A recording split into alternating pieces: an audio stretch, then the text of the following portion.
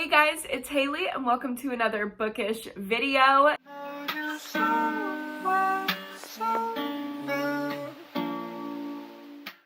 Today I am doing the mid-year book freakout tag. You do this at the half point in the year just to kind of check in, wrap up your reading, talk about some favorites and some not so favorites, and I always love doing this video. Most of the books in this video I've talked about extensively already, but it's just kind of like a little fun wrap up kind of tag. I am not the original creator of this. Obviously, it's been around since before my time, so this is not my original concept. I'm not sure who's the original creator of this tag, but thanks to them for creating it because I am very excited to get into it for you guys. Also, I am wearing my merch. I have some merch that is launched. You can probably see it down below, so go check that out if you're interested. I'm in love with it. I've been living in it. I am obsessed with it. Shop till you drop, but also let's go ahead and get into the tag. And by the way, because I've talked about a lot of these books before, I'm not going to do like a full in-depth synopsis and review. I'm just going to kind of show the book that answers the question. So the first question is the best book that you've read so far this year. And of course I have 5 answers. I have different categories that I wanted to give different answers for. So first, my favorite book overall of the entire year is How to Sell a Haunted House by Grady Hendrix. I absolutely love it. There's nothing better than that book, in my opinion. It touched me on a deep level. If you have anything bad to say about this book, do not leave it in my comments because I will delete them. My favorite extreme horror of the year is Full Brutal by Christopher Triana. I absolutely loved this book. It captures feminine rage and the exact type of extreme horror that I love in the perfect way. My favorite romance of the year so far is Happy Place by Emily Henry, but I also haven't read too many romances this year. I think I've only read like 3 or 4, which is crazy. I usually have a couple a month, but just overall, I've been moving away from romance as a genre, so take that with a grain of salt, knowing that I don't have a big sample size to choose from, but my favorite romance of the year was Happy Place. My favorite domestic thriller of the year is The Perfect Ruin by Shanora Williams. Oh my gosh, I love this book so much. It's beachy, it's Bitch, I'm Gonna Steal Your Life, and the twist had me gagged. I could not put this book down. And then I also have another thriller pick for those of y'all who do not like, you know, trivial rich people drama. If you're looking for a true thriller, Blacktop Wasteland by S.A. Cosby, which we all knew this was going to be in this video. I've talked about this book so many times, right up there with How to Sell a Haunted House. So those are my top 5 of the year. The next question is the best sequel that you've read so far this year. So I also have 2 answers for that. We all know that I've been on my Fear Street shit this year in 2023. And one of my favorite sequels is actually a Fear Street book, Wrong Number 2 by R.L. Stine. Oh wait, this is not the wrong number 2. Hold on. Please pause. Okay, so here is the wrong number 2. I loved the first one so much, but I actually think the second one was better. In Fear Street books, they're usually so short, we don't really get to know the characters, but picking up in this one with characters that I already knew, I was just more invested in the mystery, and the reveals in this duology I think are some of the best, especially for YA. So loved this one. And also on a more serious, less YA note, my favorite sequel of the year in an adult series is Before Your Memory Fades by Toshikazu Kawaguchi. And this is a part of the Before the Coffee Gets Cold series. It's following this magical realism time travel situation at a cafe in Japan. It's kind of giving Midnight Library vibes by Matt Haig, which was one of my favorite books of a couple years ago. So it just fits in exactly what I like, and this is the best sequel in my opinion. I love it. Next up, we have a new release that you haven't read yet, but want to. So, of course, I also have 2 answers for this.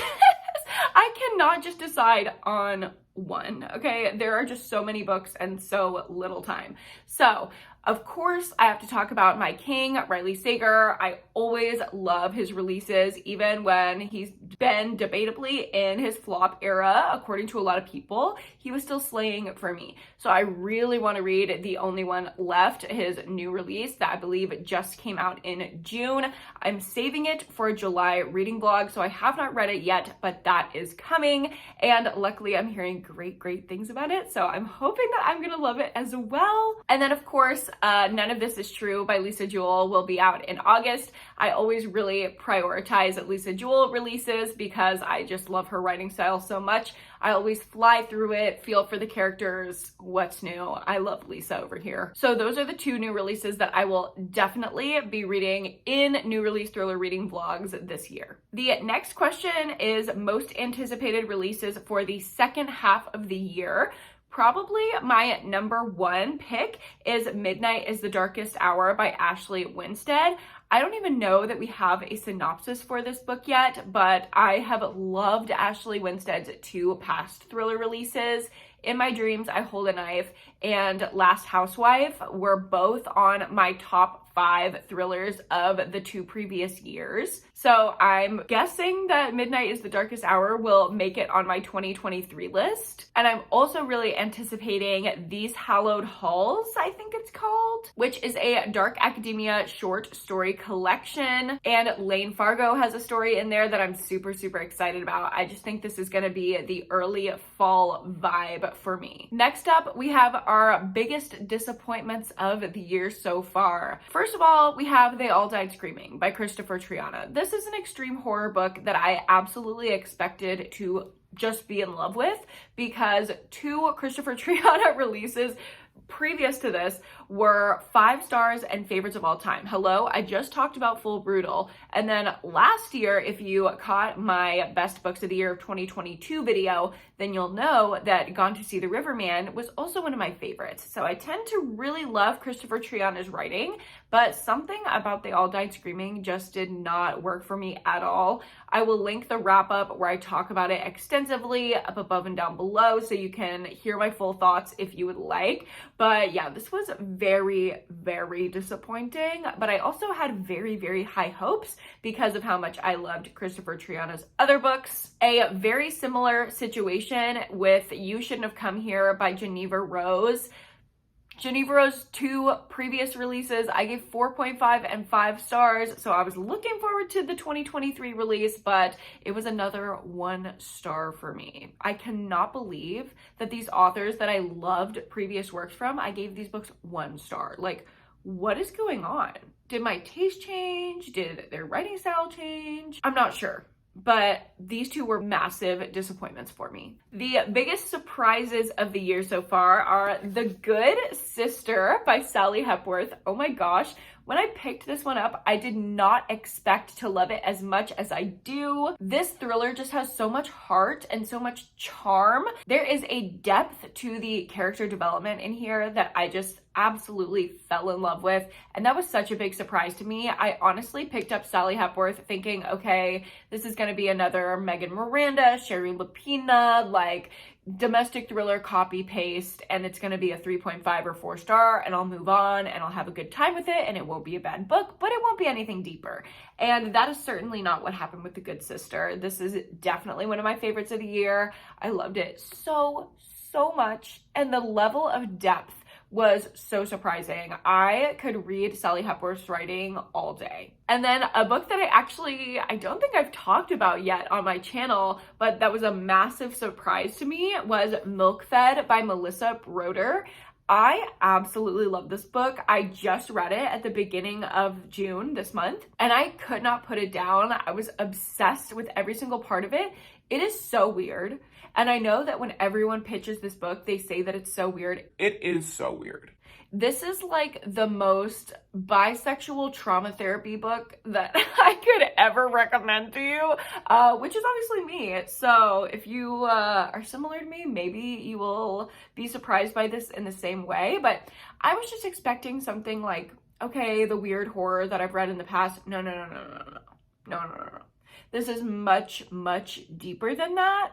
And it's phenomenal, but it is weird, and it hit me in the best way. The next question is a new favorite debut author, and obviously for this question, I had to answer with McKay, my friend McKay Watson, creator here on BookTube, whose debut novel just came out. It's called Them. You gotta go get it. It's one of my favorites of the year as well. I am obsessed with this book. If you like extreme horror, you're gonna love it. And McKay is just so talented. I cannot stress enough how much you need this book if you are a fan of Black Mirror, like sci-fi kind of horror. Oh my God, you're gonna love it. And it does not skimp on the gore, okay? There is some major slashing going on in here, so I could not answer the debut author question without talking about McKay. And the other part of that question is a new favorite, new to you author. So not a debut, but just a new author that you've discovered this year. And for me, that has definitely been Shanora Williams. Once I read The Perfect Ruin, I was like, girl, I am sold. I want to read her entire backlist. I actually have one of her other thriller releases on my TBR for this month and another one on my TBR for next month. And then I'll get into her romance releases as well. But I'm just so excited when I discover an author who I click with their writing style so well to just dive in and see what I've been missing out on. The next question is your newest fictional crush. And for this question, surprisingly, I only have one book to talk about, but I do have two characters to talk about. That book is Secretly Yours by Tessa Bailey. And when I read this, I read it when it first came out. I was like, oh my God, this is phenomenal. This book is amazing. I love this romance. Everyone's gonna be obsessed with it. But I also read it like 2 days after release day. And now I'm seeing everyone else's reviews coming out and I'm like, okay, this book was not what I thought it was. I loved it. It clicked for me, but apparently it did not click for everyone else because nobody is feeling about it the way that I feel, except for maybe like Chandler Ainsley. I know that she really likes that book too, but oh my God. I had a realization. I was like, I think it's me. I think I'm just in love with not only the male love interest, but the female love interest. Both of them, I would literally give my life to date them. I think they are so amazing, just like individually seeing their journeys and then also their character descriptions. Like they're both hot as fuck. So, those are my crushes. It's just the couple from Secretly Yours. If they're looking for a unicorn, no, I'm just kidding. The next question is just your newest favorite character. And obviously my answer has to be the main character in How to Sell a Haunted House by Grady Hendrix. I am forgetting her name right now. I think it's like starts with an L or something. I don't remember, but I do remember everything about her. I know everything about her except for her name because she is me and I am her. And I feel very, very connected to her on such a deep level. She is an oldest sibling. She is an older female sibling to a younger male sibling, which is me. That's how I fit into my character. My character dynamics? Am I just a character? But I felt extremely, extremely connected to her. In my heart, she is not a character, she is real. And I felt so seen by just the family dynamics, the way that an older sister will show the fuck up every single place and time, but she's also flawed and had her own shit going on. Oh my God, I just love her. I just love her. And honestly, that character is probably the biggest reason why How to Sell a Haunted House is my favorite book of the year. Also, I'm gonna add a bonus question in here because if there's a favorite character question, I feel like there needs to be a least favorite character question. And I have two answers for this. Y'all already probably know one of them that's coming. The little ass child Ben Shapiro from Five Survive by Holly Jackson. Oh! Holly Jackson has written with this character one of the most effective villains in any thriller ever because this little shit kid, oh my God, he is literally child Ben Shapiro. Like if I met a kid like this when I was in high school, I would literally talk so much shit about that. And I did. And I'm real for that. And This kid, I want him to die. I'm not gonna give away any spoilers, but there is a kid that is trapped on this bus in this survival scenario in Five Survived by Holly Jackson, which is also a great YA thriller that is great for any reader, not just young adult readers. But oh my god, this kid, I wanted to murder him the whole time. Holly Jackson really brought out the anger with this villain because holy shit. And Taylor Adams did something very similar in The Last Word. I loved The Last Word. I gave it 4 stars. But the villain character in here was such a standout to me. He's described as an overgrown Chucky doll who's attached to his fedora, his vape, and his katana. I mean, if you want me to hate a character, characterize them like that. You know what I mean? And have them be a fucking shitty extreme horror author with a stick up their ass. Please give me a break. A straight white man going on a crusade because somebody gave their book 1 star. Oh, I feel really bad. Oh my god. Like, both of these characters were my least favorite. As I'm talking about them, I'm realizing the way that they were written is masterful. Like, I bow down to Holly Jackson and Taylor Adams for creating characters that elicited this much emotion from me. I think that's really difficult to do. Obviously, it's hard to do that to gain empathy for a character, but to actually viscerally hate a villain also takes talent as well. So I just want to applaud both of these authors for that. And I'm also seeing a lot of negative reviews for The Last Word. And in a lot of them, at least that I've seen, they cite the hatred for the villain character being a downside of the book or a contributing factor to why they would give it 1 star. And I just don't get that because that's the point. Like, you're supposed to not like him. So if you're not liking him, the book's doing its job? Question mark? I don't know. I know there are a lot of people who like this, but I've also seen quite a few people not liking this book, and I'm just confused. The next question is a book that made you cry, and that's gotta be Everyone in This Room Will Someday Be Dead by Emily Austen. This is a contemporary story with great anxiety rep that I absolutely sobbed at, but here's the thing, I was also laughing, I was also relating. I just felt every piece, every range of emotion that I could feel over the course of reading this book because it was so great with the anxiety representation. I feel like it could be slightly triggering, not slightly, it could be very triggering if you don't know how to cope with your anxiety right now, so just be aware of that. But also, I felt very, very seen with it, and that was the source of some of my tears. It's just like seeing someone go through something that's very similar to what I've gone through, and having the representation be so, so accurate to my experience just brought me to tears. The next question is a book that made you happy, and of course, I have to talk about Someone Had to Do It by Amber and Danielle Brown. Oh my gosh. I cannot remember a reading experience other than maybe like The Perfect Ruin that made me so, so, so happy that Someone Had to Do It, because wow, I was like bouncing off the walls reading this book. I was just so excited to pick up a thriller that reinvigorated my love for the genre and that just wasn't another copy and paste bullshit storyline that I've already read a million times. It was so juicy, so twisty. It had rich people drama, opulence. Oh my god, the salaciousness of it. There was some smut just sprinkled in. It was just the most fun reading experience, and it made me so happy to love a thriller as much as I loved this one. The next question is the prettiest book that you've acquired this year. And when I was picking the books for this question, I realized that I like very similar colors and just like designs of covers, because I picked these 3 as my favorite covers that I've acquired of the year so far. How I'll Kill You, I just love, and I haven't read any of these, by the way, so I don't know if the insides are as pretty as the outsides, but hello, love the sunset moment.